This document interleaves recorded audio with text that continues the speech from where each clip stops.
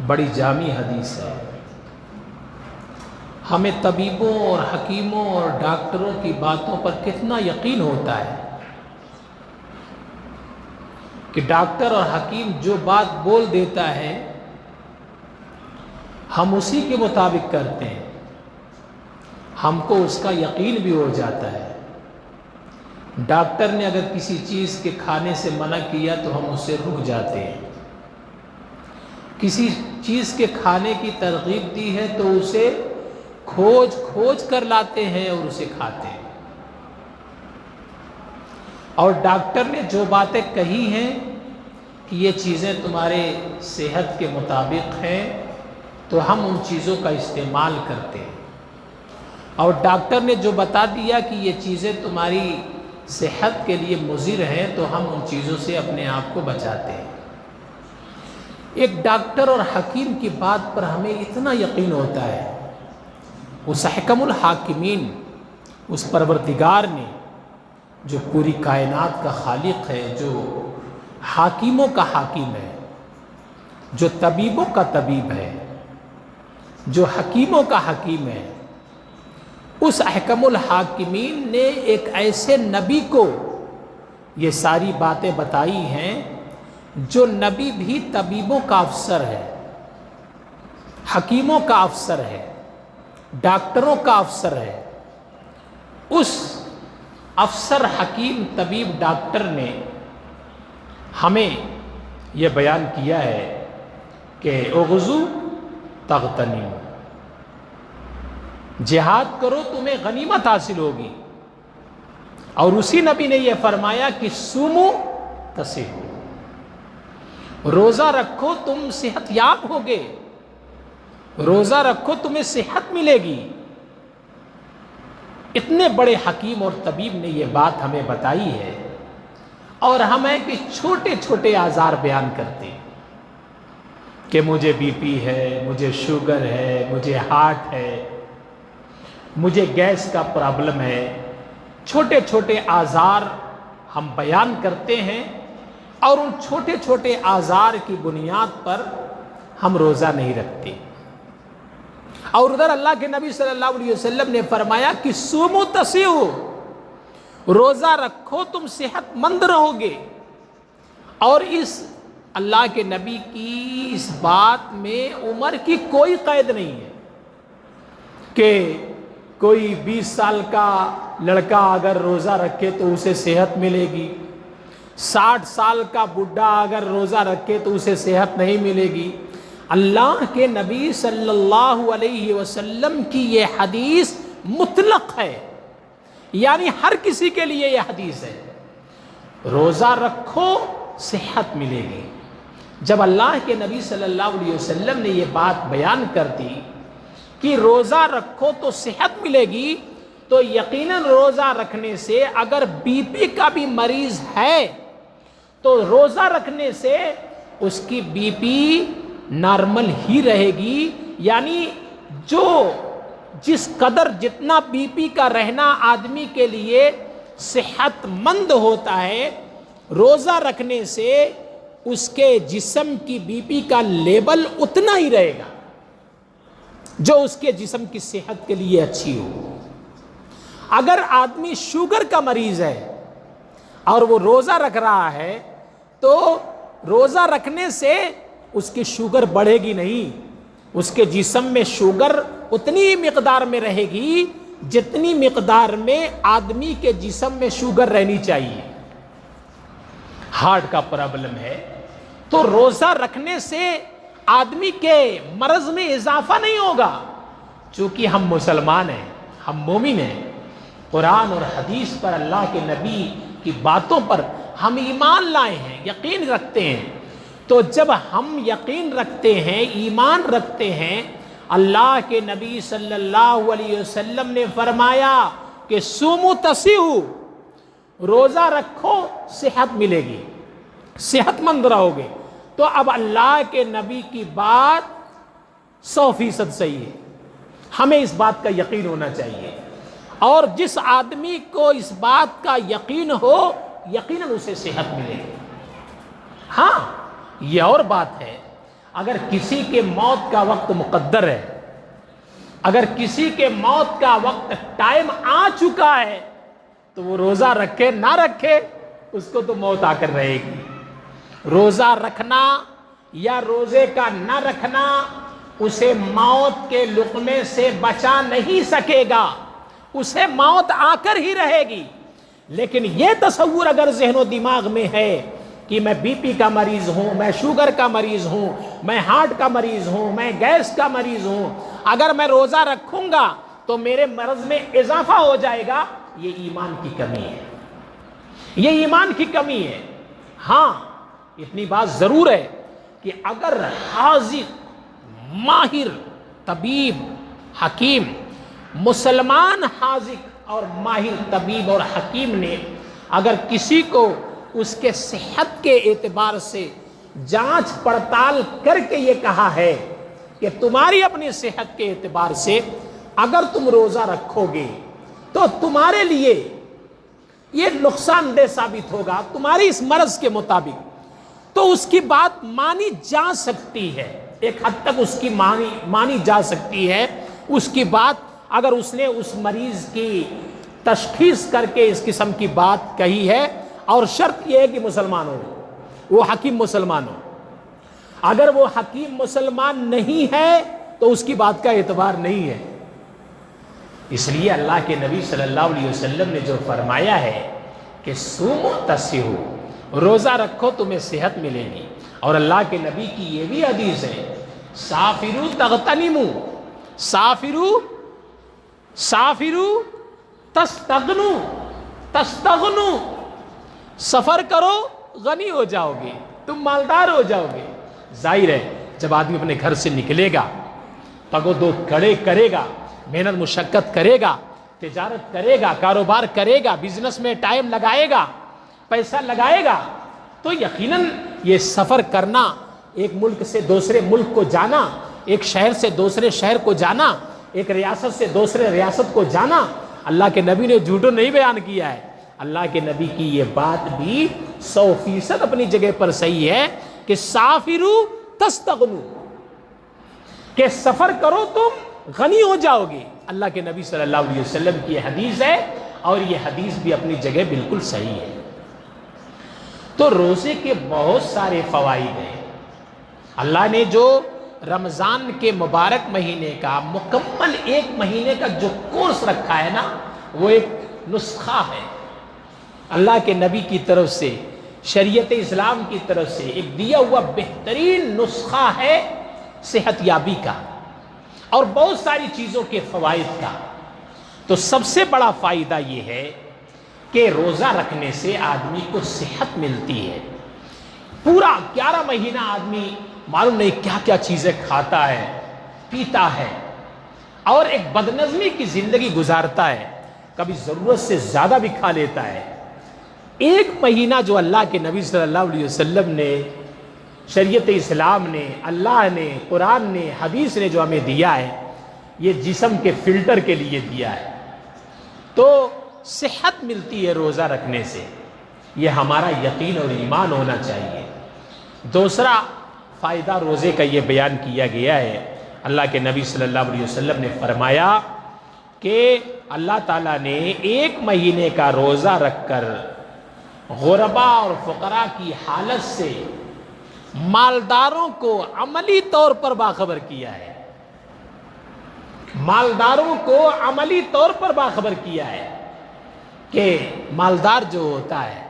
ظاہر ہے اس کے پاس کھانے پینے کی اشیاء ہیں، اسباب و سامان ہیں، وہ کب بھوکا رہتا ہے؟ جب اس کو کھانے کی خواہش بھی ہو، بھوک نہیں، کھانے کی اگر خواہش ہو، پانی کی اگر کوئی اسے طلب ہو، کسی بھی مشروب کی، اللہ نے اسے روپیہ دیا ہے، پیسہ دیا ہے، مال و زر دیا ہے، وہ فوراً اپنے لیے کھانے کا انتظام کر لیتا ہے، کہیں بھی جا کے وہ کھا لیتا ہے، کہیں بھی جا کے وہ پی لیتا ہے۔ بھوک تو اس کے قریب بھی نہیں آنے پاتی ہے، اس کے جسم میں خواہش پیدا ہوئی کھانے کی، پانی کی، وہ کھانا پانی حاصل کر لیتا ہے۔ غریبوں اور فقیروں کی یہ حالت ہوتی ہے، کبھی ایسے حالات سے وہ گزرتے ہیں کہ ان کے پاس کھانے کے لیے کھانا نہیں رہتا ہے، پینے کے لیے پانی نہیں رہتا ہے۔ تو ایسے غربا فقراء جو یتیمی کی، غریبی کی، مسکنت کی،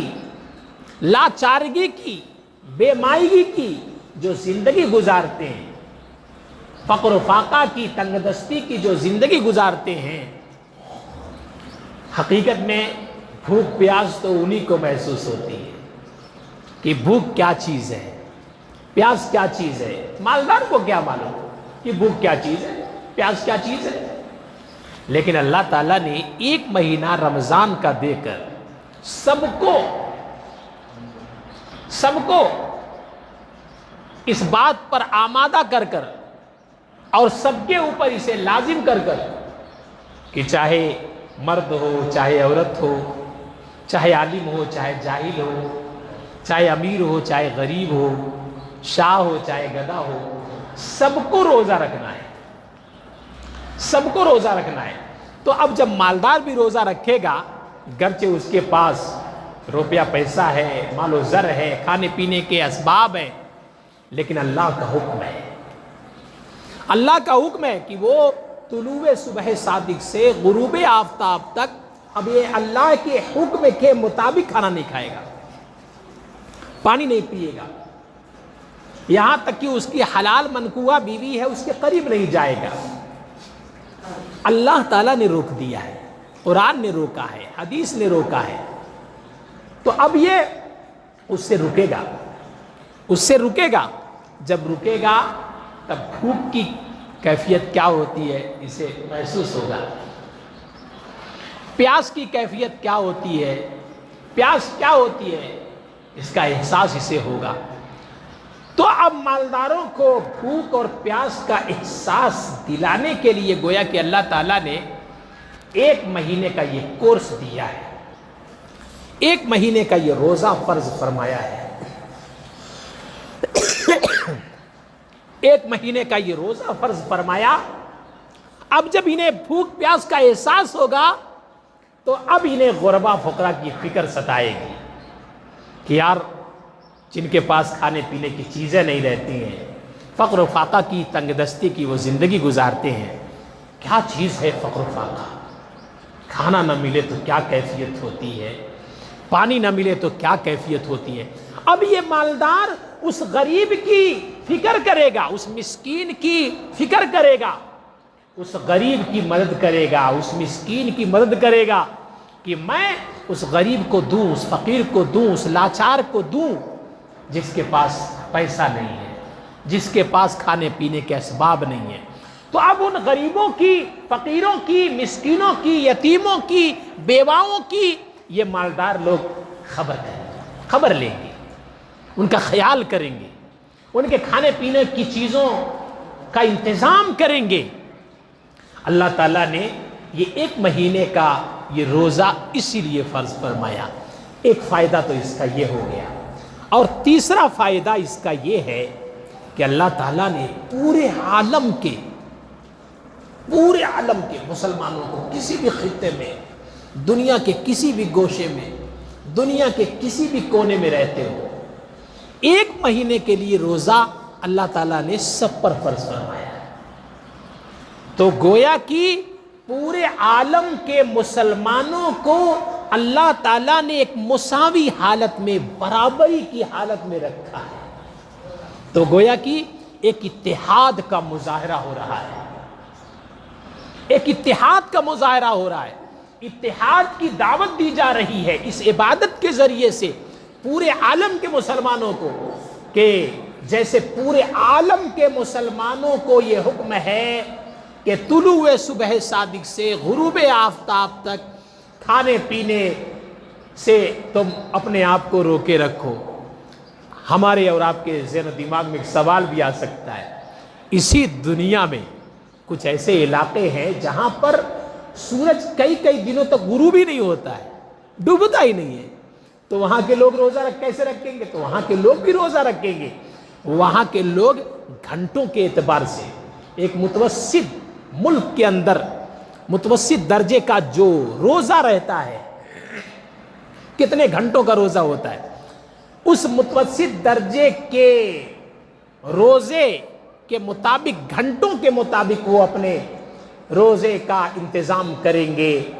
سحری اور افطاری گھنٹے کے مطابق کریں گے۔ تو اللہ تعالیٰ نے پورے عالم کے مسلمانوں کو مساوی اور برابری کی حالت میں رکھ کر گویا کی اتحاد کا مظاہرہ فرمایا کہ پورے عالم کے مسلمان ایک جسم اور باڈی کی طرح ہے۔ پورے عالم کے مسلمان کسی بھی خطے میں ہو، کسی بھی ملک میں ہو، کسی بھی علاقے میں ہو، کسی بھی بستی میں ہو، کسی بھی ملک کے گوشے اور کونے میں ہو، وہ سب ایک جسم اور باڈی کی طرح ہے۔ اشتکا عینہ اشتکا کلہ۔ اللہ کے نبی نے ایک مثال دے کر کے فرمایا جیسے ایک آنکھ میں، جسم کے ایک آنکھ میں اگر تکلیف ہوتی ہے تو پورا جسم متاثر ہو جاتا ہے۔ تکلیف ایک آنکھ میں ہے، آنکھ ایک جسم کا عضو ہے، لیکن آنکھ میں تکلیف ہے تو ہاتھ متاثر ہو جاتا ہے، آپ کا دماغ متاثر ہو جاتا ہے، آپ کا پاؤں متاثر ہو جاتا ہے، آپ کی زبان بولا نہیں جاتا صحیح سے، زبان آپ کی متاثر ہو جاتی ہے۔ یعنی جسم کا ہر عضو ایک عضو کے متاثر ہونے کی وجہ سے متاثر ہو جاتا ہے، پورے طور پر وہ کام نہیں کرتا، اور اس تکلیف کو دور کرنے کے لیے پورا جسم لگ جاتا ہے، ایک جٹ ہو جاتا ہے۔ آنکھ میں تکلیف ہے تو اب پورا جسم اس تکلیف کو دور کرنے کے لیے لگ جاتا ہے۔ ایسے پورے عالم کے مسلمانوں کو ایک جسم اور باڈی کی طرح ہونا چاہیے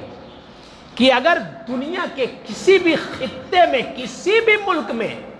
اگر کسی مسلمان کو تکلیف پہنچے تو پورے عالم کے مسلمانوں کو بے قرار ہو جانا چاہیے۔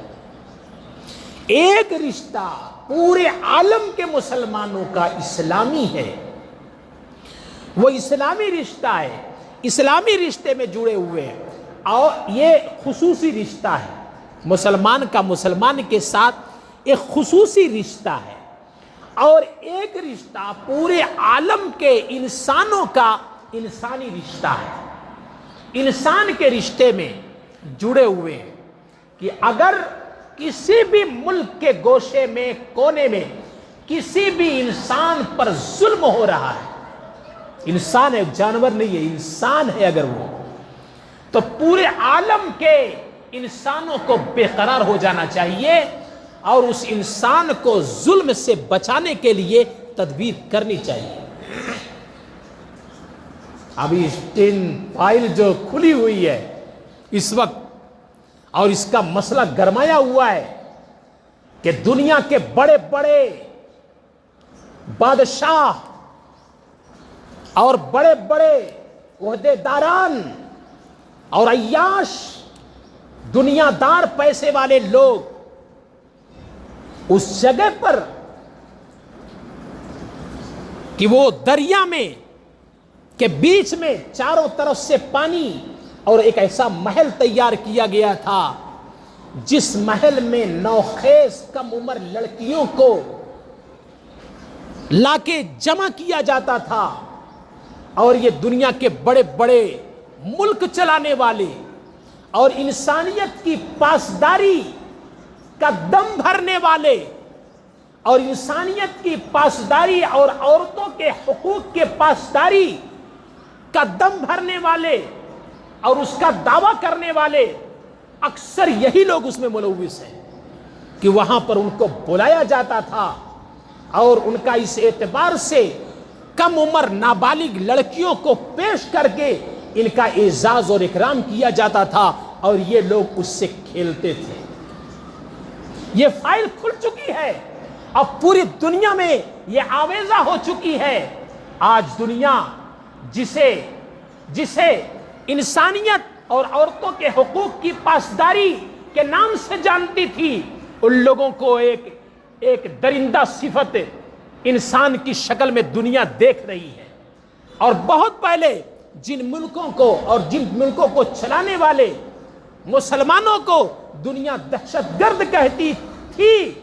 آج ان لوگوں کا اس میں نام نہیں ہے، ان لوگوں کا اس میں نام نہیں ہے۔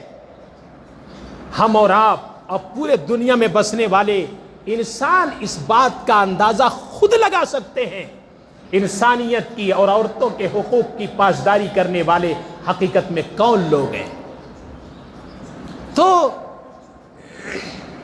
اللہ تعالیٰ نے جو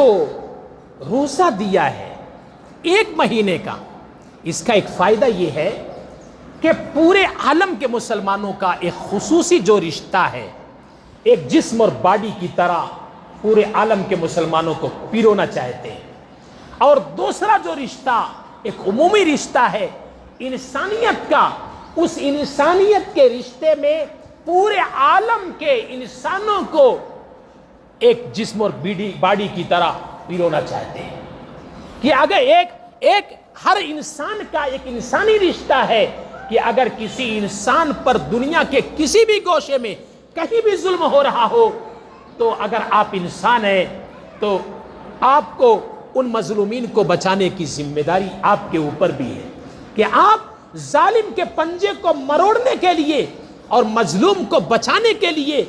جو بھی آپ قوت اور طاقت استعمال کر سکتے ہیں، اس انسانیت کے رشتے میں جڑنے کی وجہ سے آپ پر بھی یہ ذمہ داری آتی ہے۔ چوتھا فائدہ اس روزے کا جو اللہ تعالیٰ نے 1 مہینے کا کورس ہمیں عطا کیا ہے، یہ ہے کہ اللہ تعالیٰ نے یہ روزہ اس لیے دیا تاکہ ہمارے اندر قوت ملکیہ بیدار ہو اور قوت بہیمیہ جو ہے، جانوروں کی سی جو قوت ہے وہ دب جائے، قوت ملکیہ بیدار ہو جائے۔ قوت ملکیہ کا مطلب یہ ہے، ملک مانے فرشتہ، یعنی فرشتوں کی قوت مضبوط ہو جائے۔ اللہ تعالیٰ نے فرشتوں کو ایسا بنایا ہے کہ فرشتے صرف اللہ کی طاعت ہی کرتے ہیں، فرما برداری ہی کرتے ہیں، حکم عدولی نافرمانی فرشتے کر ہی نہیں سکتے۔ فرشتے طاعت پر مجبور ہیں، اور فرشتے کھانا نہیں کھاتے،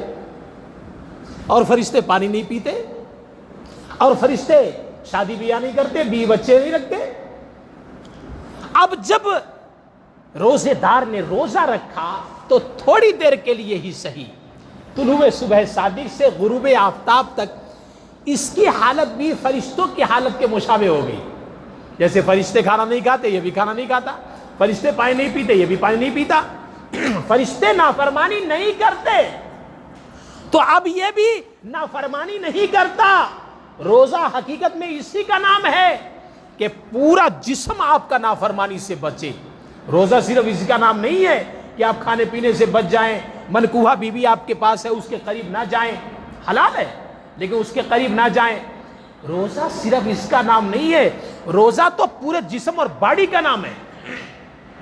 جب آپ روزے کی حالت میں ہیں تو اب یہ زبان بھی غلط نہ بولے، زبان کا بھی روزہ ہے، آنکھ بھی غلط نہ دیکھے، آنکھ کا بھی روزہ ہے، کان غلط نہ سنے، کان کا بھی روزہ ہے، کان کا بھی روزہ ہے، ہاتھ غلط نہ پکڑے، ہاتھ کا روزہ، پاؤں غلط جگہ پر چل کے نہ جائے، پاؤں کا روزہ، دل و دماغ کے خیالات کا بھی روزہ ہے کہ پورے خیالات بھی نہ لائے جائیں، اس کا بھی روزہ ہے۔ یہ سر خاص ہے، یہ تو ہر چیز کا روزہ ہے۔ تو گویا کہ یہ جسم، یہ باڈی انسان کی فرشتوں کے حالت کے بالکل مشابہ ہو گئی۔ جیسے فرشتے گناہ نہیں کرتے، اب یہ بندہ بھی، انسان بھی گناہ سے اپنے آپ کو روکے ہوئے ہیں، یہاں تک کہ اپنی منکوحہ بیوی کے پاس بھی اس محدود ٹائم میں نہیں جا سکتا، قربت خاص نہیں کر سکتا۔ تو اب اس کی حالت فرشتوں کے حالت کے مشابہ جب ہو گئی تو گویا کہ اس کے اندر فرشتوں کی قوت مضبوط ہو گئی۔ اسی لیے روزے کی حالت میں بندہ برائیوں سے بچتا ہے، طاعت، عبادات، اچھائیوں کی طرف مائل ہوتا ہے اور بہت آسانی کے ساتھ اچھائیاں، نیکی کے کام، افعال و انجام دے لیتا ہے۔ اور قوت بہیمیہ، جانوروں کی جو قوت ہے، منہ بند ہے چونکہ، تو فرشتوں کی حالت کے مشابہ ہو گیا، تو قوت بہیمیہ جو جانوروں کی سی قوت ہوتی ہے. جانور کیسے ہمیشہ کھاتے رہتے ہیں, منہ چلاتے رہتے ہیں, ابھی اپنا منہ بند کر لیا ہوا ہے. تو اب قوت بہیمیہ جانوروں کی سی جو قوت ہے, یعنی منمانی کرنے کی, جہاں چاہو جو کر ڈالنے کی, وہ قوت دب جاتی ہے.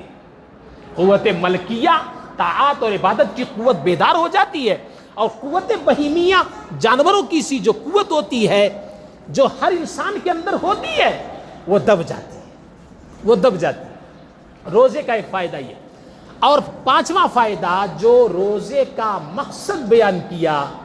اور قرآن پاک کی جو آیت میں نے پیش کی اس کا جو آخری ٹکڑا ہے, لعلکم تتقون,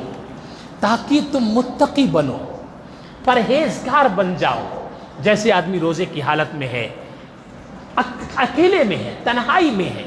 روم میں بند ہے, کوئی اسے دیکھنے والا نہیں ہے, کوئی اسے دیکھنے والا نہیں ہے, اور کھانے پینے کی اشیاء موجود ہے. کھا پی کر, بھوک پیاس مٹا کر, دوستوں میں آ کر, مجلس میں پہنچ کر کہہ سکتا ہے, کسی کے پوچھنے پر کہ روزہ ہے تو کہہ سکتا ہے الحمدللہ. کون دیکھنے کے لیے آیا کہ آپ نے کھا لیا, آپ نے پی لیا؟ کسی نے دیکھا نہیں, اور آپ کی پیشانی پر کچھ لکھا بھی نہیں ہے. بول سکتے ہیں, لیکن کوئی بندہ یہ نہیں بولتا. کیوں؟ یہ سوچ کر میں نے جس رب کے لیے روزہ رکھا ہے وہ رب تو مجھے دیکھ رہا ہے. میں کہیں بھی تنہائی میں ہوں, اس لیے کھانے پینے کی طرف ہاتھ نہیں بڑھتا. اور یہ تصور ہوتا ہے ہر آن ہر گھڑی کہ جس رب کے لیے میں نے روزہ رکھا وہ رب مجھے دیکھ رہا ہے. تو اللہ تعالیٰ نے یہ روزہ دے کر یہی کیفیت تقوی کی پیدا کرنا چاہیے. ہر گھڑی, ہر آن, ہر جگہ, ہر لمحے میں, ہر کام میں یہ تصور بندے کے سینے میں آئے کہ میرا رب مجھے دیکھ رہا ہے. تو ناپ تول میں کمی نہ کرے, جھوٹ نہ بولے, کسی کا حق نہ کھائے, کسی کا حق نہ دبائے, کسی پر ظلم نہ کرے, سود نہ کھائے, چوری نہ کرے, ڈکیتی نہ کرے. کیوں؟ یہ سوچ کر کوئی نہیں دیکھ رہا ہے لیکن میرا رب دیکھ رہا ہے. یہی تقوی کی صفت پیدا کرنے کے لیے اللہ تعالیٰ نے ایک مہینے کا یہ روزہ ہمیں دیا ہے. اللہ تعالیٰ اسی خلوص کے ساتھ, اسی للہیت کے ساتھ, اور اسی حضور قلبی کے ساتھ اللہ ہم تمام کو آئندہ آنے والے ماہ مبارک میں روزہ رکھنے کی توفیق عطا فرمائے. اللہ ہم تمام کو آنے والے ماہ مبارک کو عطا فرمائے, اور اس میں کثرت سے عبادات اور اعمال حسنہ کی توفیق عطا فرمائے. اعمال سیئہ سے کلی طور پر اجتناب کی اللہ توفیق عطا فرمائے. وآخر دعوانا الحمدللہ رب العالمین.